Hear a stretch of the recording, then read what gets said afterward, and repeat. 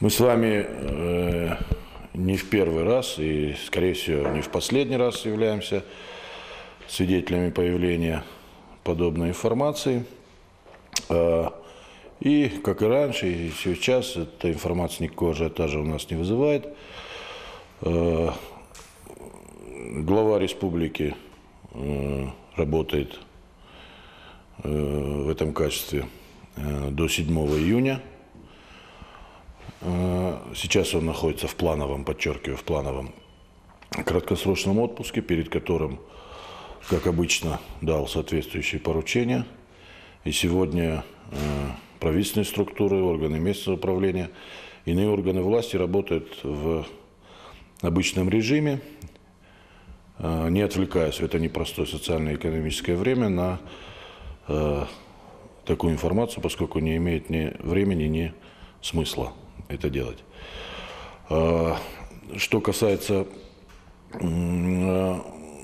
возможностей избрания главы на следующий срок, то он сам исчерпывающе на эти вопросы ответил в своем недавнем интервью одному из федеральных изданий. Нам к этому добавить нечего, ничего нового с тех пор не произошло.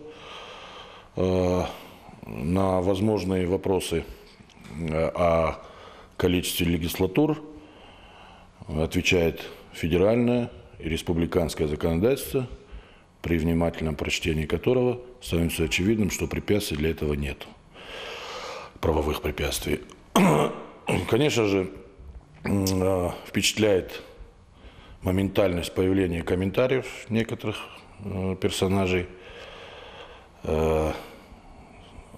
такое полное ощущение, что эти люди были готовы к появлению такой информации.